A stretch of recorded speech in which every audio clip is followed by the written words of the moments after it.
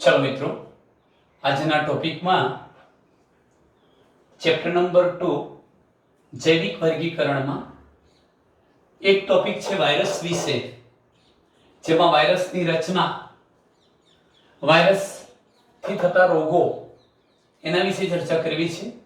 બીજા નંબરનો ટોપિક ટૂંકો છે વિરોઇડ્સ, અને એવો જ નાનો એક ટોપિક પ્રાયુન્સ. આ ત્રણ મુદ્દાઓ વિશે ચર્ચા કરીએ છીએ. સર્વપ્રથમ મિત્રો, તમે વાયરસ જન્ય રોગો વિશે સાંભળ્યું હશે. જેમ કે આપણને શરદી થાય છે એ રિનો વાયરસને કારણે થાય છે. શરદી જેવો રોગ રિનો વાયરસથી થાય છે. ઘણી વખત શરદીની સાથે આપણને તાવ પણ આવતો હોય છે, અને એ વખતે આપણને શ્વસન સંબંધિત તકલીફ ઊભી થતી હોય. શ્વસન સાથે સંકળાયેલો રોગ ઇન્ફ્લુએન્ઝા મેં અહીંયા લખ્યું છે. તો આ બધા જે રોગો છે, જેમ કે રિનો વાયરસથી શરદી થાય, આ ઉપરાંત ઇન્ફ્લુએન્ઝા વગેરેથી પણ શરદી, ચેપી તાવ, આ પ્રકારની બીમારીઓ થઈ શકે. આ બધી બીમારીઓમાં આપણે સપડાઈએ છીએ. કોના કારણે? વાયરલ ઇન્ફેક્શનના કારણે, વાયરસને કારણે. તેઓ સાચા અર્થમાં આ વાત કરી છે વાયરસની, કે વાયરસ સાચા અર્થમાં વાસ્તવિક જીવન ધરાવતા નથી, અને તેથી જ આપણે વાયરસને વર્ગીકરણમાં શોધી શકતા નથી. એનો મતલબ એ થાય મિત્રો કે વાયરસ સામાન્ય રીતે નિર્જીવ વસ્તુ પર પડેલો હોય ત્યારે સ્ફટિકમય રચના ધરાવતા અને નિર્જીવ ઘટક તરીકે વર્તે છે. એ વખતે એ કોઈ જ પ્રકારની કોષીય ચયાપચયની પ્રક્રિયાઓ દાખવતા નથી. પરંતુ જેવા વાયરસ યજમાન કોષના સંપર્કમાં આવે છે, જીવંત કોષના સંપર્કમાં આવે છે, ત્યારે જીવંત વર્તણૂક દાખવે છે. યજમાનના કોષીય ઘટકોનો ઉપયોગ કરી પોતે પોતાની સંખ્યામાં વધારો કરે છે, સ્વયં જનિત પોતાની સંખ્યામાં વધારો કરે છે, અને અંતે એ યજમાન કોષનું મૃત્યુ કરે છે, કાં તો એ યજમાનના મૃત્યુ માટે જવાબદાર બને છે. આમ એ નિર્જીવ વસ્તુના સંપર્કમાં છે ત્યારે નિર્જીવ છે, અને સજીવના સંપર્કમાં આવતા સજીવ બને છે. માટે જ આપણે વાયરસને સજીવ અને નિર્જીવની જોડતી કડી તરીકે ઓળખાવીએ છીએ. મિત્રો, આ મેં કહ્યું કે વાયરસ વાસ્તવિક જીવન નથી ધરાવતા, કોષીય રચના નથી ધરાવતા. કોષીય રચનાનો મતલબ એ થાય કે મુક્ત રીતે એ કોષીય ચયાપચયની ક્રિયા આપમેળે કરી શકતું હોવું જોઈએ, પણ વાયરસમાં એવું નથી. વાયરસ અકોષીય રચના કહેવાશે, કારણ કે કોષીય માળખું નથી, કોષીય પ્રક્રિયાઓ કરવા માટેની વિભિન્ન પ્રકારની અંગિકાઓની હાજરી નથી, ચયાપચયની પ્રક્રિયાઓ મુક્ત રીતે કે સ્વતંત્ર રીતે કરી શકતું નથી. માટે જ વર્ગીકરણમાં વીંટી કરીને કોઈ સ્થાનમાં મૂકેલ નથી, અને પરિણામે આપણે એને વર્ગીકરણમાં શોધી શકતા નથી.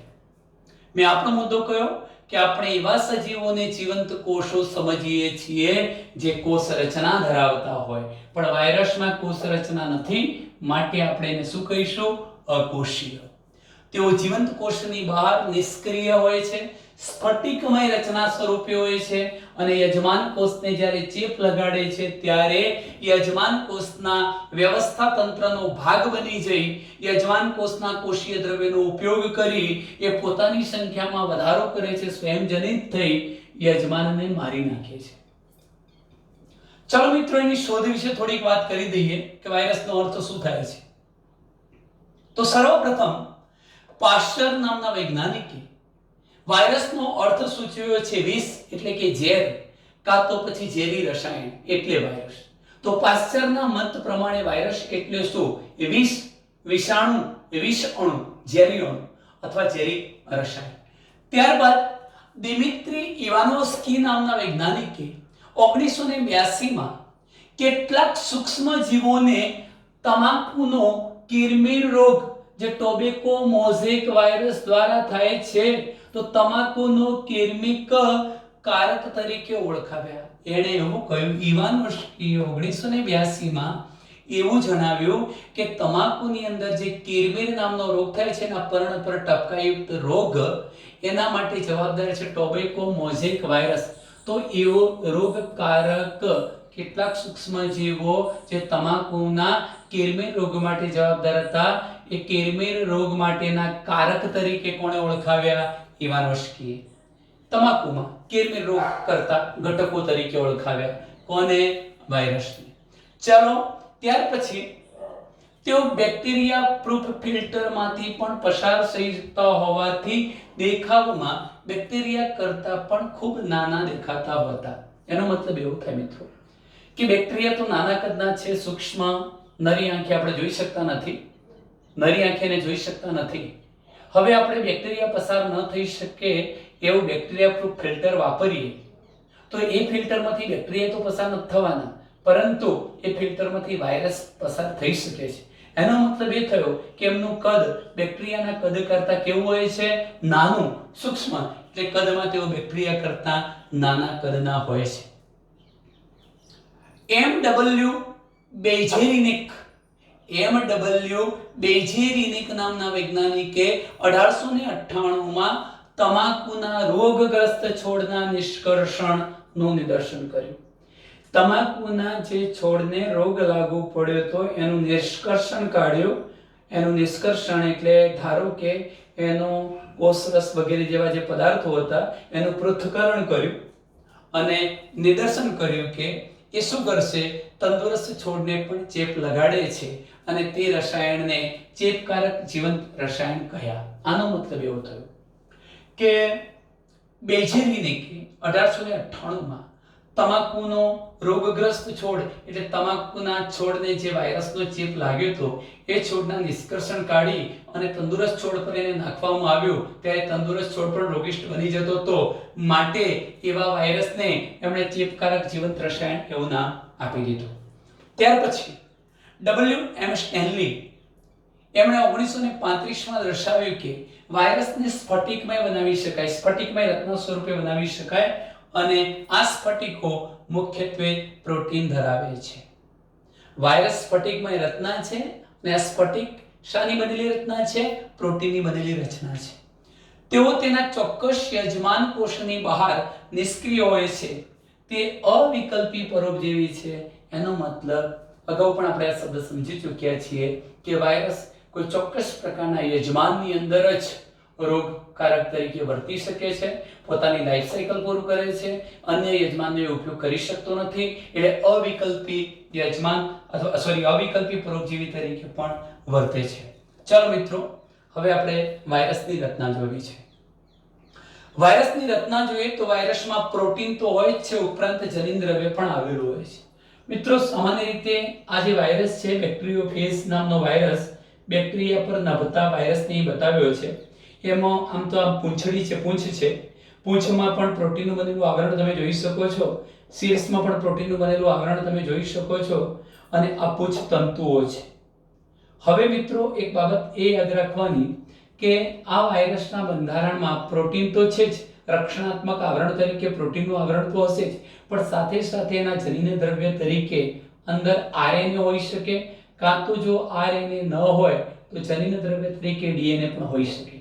પણ આ બાબત યાદ રાખજો મિત્રો કે આરએનએ કે ડીએનએ ને આપણે ન્યુક્લિક એસિડ કહીએ છીએ તો જનીન દ્રવ્ય તરીકે ન્યુક્લિક એસિડ આવેલું હશે, કાં તો આરએનએ હશે, કાં તો ડીએનએ હશે. બંને સાથે હોઈ શકે નહીં, ફક્ત આરએનએ હોય કાં તો ફક્ત ડીએનએ હોય. જેમ કે હું વાત કરું કે મનુષ્યમાં એઇડ્સ નામના રોગ માટે જવાબદાર એચઆઈવી વાયરસ, હ્યુમન ઇમ્યુનોડેફિશિયન્સી વાયરસ, એમાં એના જનીન દ્રવ્ય તરીકે આરએનએ નો અણુ હોય છે, એક જ શૃંખલા આરએનએ.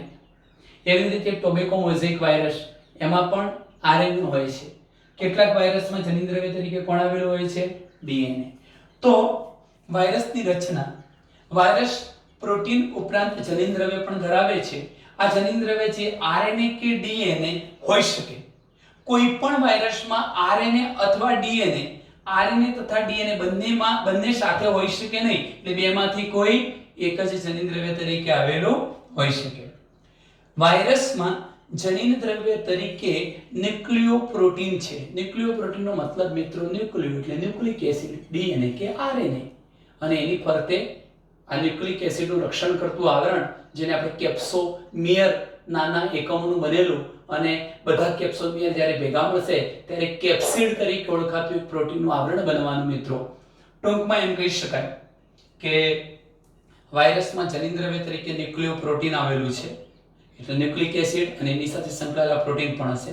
તેનું જનીન દ્રવ્ય ચેપી છે, રોગ ફેલાવી શકે તેવું. સામાન્યતઃ જે વાયરસ વનસ્પતિઓને ચેપ લગાડે છે તે એકલ શૃંખલામય આરએનએ ધરાવે છે. વનસ્પતિને ચેપ લગાડતા હોય એવા વાયરસનું જનીનદ્રવ્ય એકલ શૃંખલાવાળું આરએનએ છે. જે વાયરસ પ્રાણીઓને ચેપ લગાડે છે તે એકલ કે બેવડી શૃંખલાવાળા કાં તો એક શૃંખલાવાળું આરએનએ હોઈ શકે કે બે શૃંખલાવાળું આરએનએ.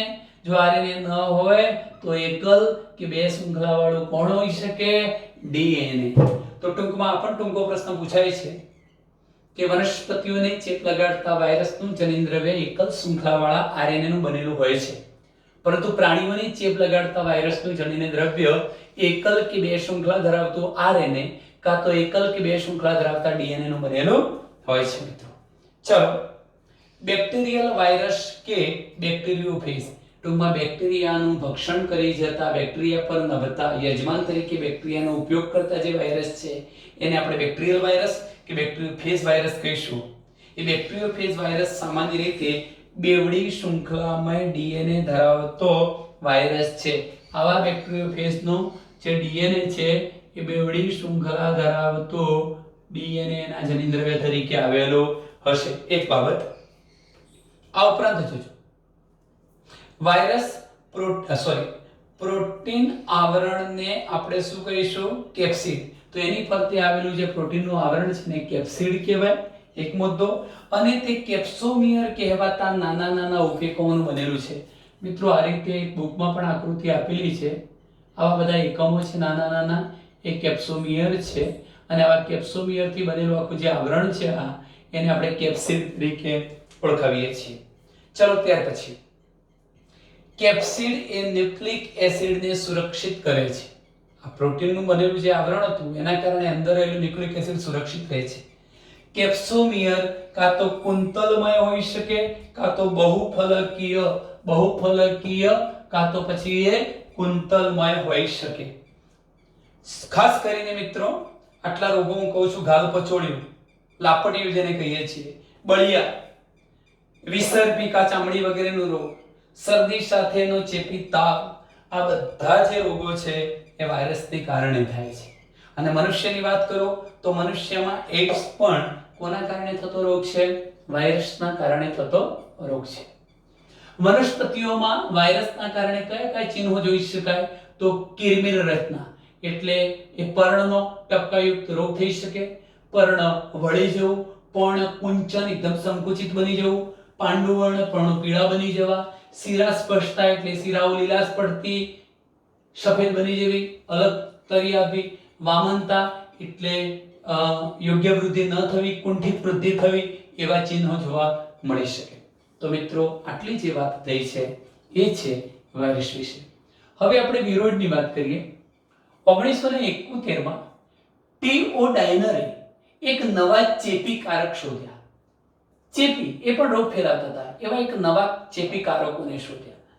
હકીકતમાં તેઓ વાયરસ કરતા પણ ખૂબ નાના કદના હતા અને આ વિરુદ્ધના કારણે બટાટામાં ત્રાકમય ગ્રંથિયલ રોગ થતો હતો. સામાન્ય રીતે બટાકાનું ગ્રંથિયલ ગોળાકાર લંબગોળાકાર બનવું જોઈએ, પણ તો ત્રાકાકાર પતલા ગ્રંથિયલ બની જતા હતા. કોના કારણે? વિરુદ્ધના કારણે. તેઓમાં મુક્ત આરએનએ હોય છે. મુક્ત આરએનએ નો મતલબ કે આજુબાજુ પ્રોટીનનું આવરણ નથી હોતું, માત્ર આરએનએ જ એના જનીનદ્રવ્ય તરીકે આવેલું હોય. તો એક ટૂંકો પ્રશ્ન એ પણ થાય કે જેમાં મુક્ત આરએનએ આવેલું છે પરંતુ પ્રોટીનયુક્ત આવરણનો અભાવ છે, એવી રચનાને કયા નામે ઓળખવામાં આવે? વિરુદ્ધ તરીકે ઓળખવામાં આવે છે. અને આવા વિરુદ્ધનું જે આરએનએ છે એનો અણુભાર ઓછો હોય છે. વાયરસના જનીનદ્રવ્ય કરતાં પણ વિરુદ્ધનો જે અણુભાર, આણ્વીય ભાર છે કેવો હોય? ઓછો હોય છે. ચલો મિત્રો, હવે પ્રાયન્સ વિશેની માહિતી છે. આધુનિક અત્યારના ઔષધિકીમાં દવાકીય ક્ષેત્રે ચોક્કસ ચેપ ધરાવતા ચેતાકીય રોગો, ચેતાતંત્ર સાથે સંકળાયેલા રોગો, અલ્ઝીમર્સ વગેરે જેવા રોગો જે સામાન્ય રીતે ગળીમય પ્રોટીનથી બનેલા વાહક દ્વારા થાય છે. જો યાદ રાખો, ગળીમય પ્રોટીનથી બનેલો વાહક એ કોણ કહેવાશે? પ્રાયોન્સ. ગળીમય રચનાવાળું પ્રોટીન અને જ વાહક તરીકે વર્તી અને ચેતાકીય રોગોને ફેલાવશે. તો એ રચનાને શું કહેવાય? પ્રાઇમ્સ. આ વાહક વાયરસ જેટલું જ કદ ધરાવતા હતા. આ વાહકોને પ્રાઇમ્સ તરીકે ઓળખવામાં આવ્યા. હવે રોગનું નામ આપ્યું છે બોવાઇન સ્પોન્જીફોર્મ એન્સેફેલોપેથી. એ પ્રાઇમ્સ દ્વારા થતો નોંધપાત્ર રોગ છે. કયો? બોવાઇન સ્પોન્જીફોર્મ એન્સેફેલોપેથી એ પ્રાઇમ્સ દ્વારા થતા નોંધપાત્ર રોગો છે. પશુઓમાં અને મનુષ્યમાં એને શું કહેવાય? જે સામાન્ય રીતે પશુઓમાં મેડ કાઉ ડિઝીઝ કહેવાય અને એને અનુરૂપ મનુષ્યમાં આપણે એને CR જેકોબ ડિસીઝ તરીકે ઓળખાવીએ છીએ. તો આ બે ટૂંકા પ્રશ્નો યાદ રાખજો કે બોવાઇન સ્પોન્જીફોર્મ એન્સેફેલોપેથી જો પશુઓમાં જોવા મળે તો એને આપણે મેડ કાઉ રોગ કહીશું, મેડ કાઉ ડિસીઝ. અને આવો જ અનુરૂપ રોગ મનુષ્યમાં જોવા મળે તો મિત્રો આપણે એને CR જેકોબ ડિસીઝ તરીકે ઓળખાવીએ છીએ. અહીંયા આપણે આ ચેપ્ટરને પૂર્ણ કરીએ છીએ મિત્રો. નેક્સ્ટ વિડિયો લેક્ચરમાં આપણે ચેપ્ટર નંબર 3 નો અભ્યાસ કરીશું. અસ્તુ. જય હિન્દ.